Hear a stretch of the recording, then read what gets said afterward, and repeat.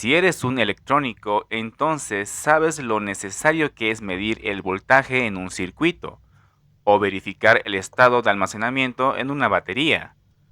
Un tester es de mucha ayuda y este proyecto es una muy buena alternativa como instrumento. Así que veamos cómo puedes hacerlo.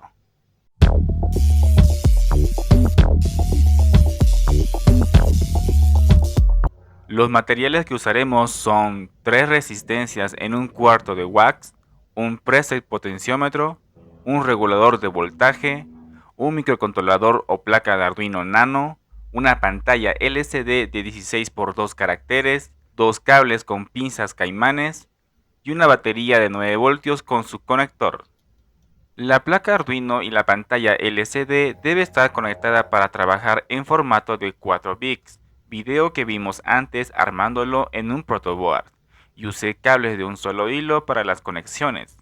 Solo que esta vez le coloco una resistencia limitadora para el LED de la pantalla LCD, mínima diferencia. Lo que tenemos que tomar en cuenta para medir voltaje es primero saber cuánto quieres medir como máximo y cuánto voltaje soporta tu microcontrolador para mostrarlo digitalmente en una pantalla. Por ejemplo, quiero medir un máximo de 50 voltios, pero el microcontrolador que usaré solo trabaja con 5 voltios.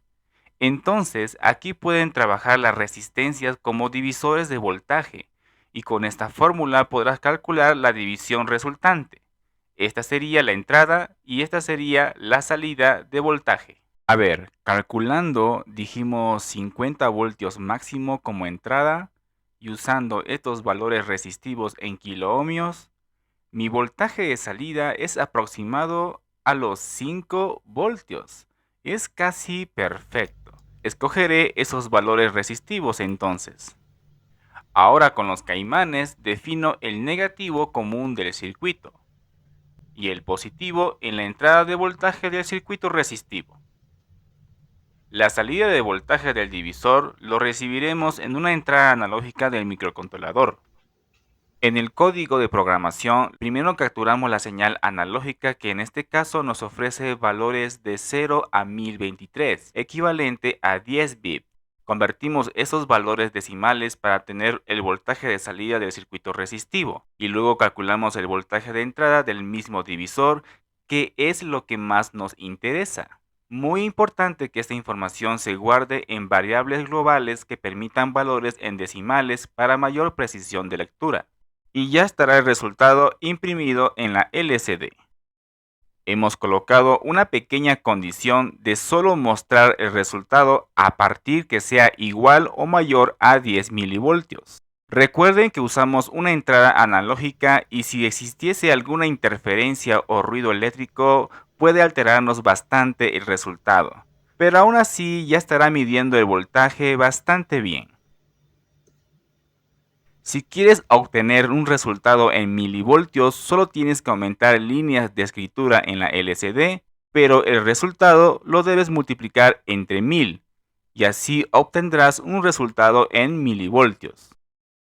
Ya para el final puedes añadirle un voltaje externo con un regulador de 5 voltios para que el circuito sea totalmente independiente en funcionamiento.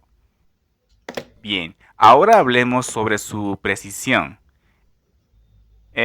Tiene un margen de error de pérdida como unos 50 milivoltios. Podemos mejorar usando resistencia de precisión para que la división resistiva sea lo más fiel al cálculo. Y hay opciones como usar un voltaje de referencia para rescatar esas pérdidas en milivoltios. Francamente, como electrónico, nosotros solo usamos valores estándares máximos entre 12 voltios y 24 voltios. Pero eso sí depende en dónde te especialices. Pero sí es lamentable perder milivoltios. Así que iremos mejorando el proyecto. Si tienen ideas y sugerencias, por favor déjenlo en la caja de los comentarios que me encanta leerlos. Otra desventaja que encontré en este proyecto es que no tiene protección contra la polarización inversa. Pero en general, como recurso alternativo, te va a servir muchísimo como instrumento.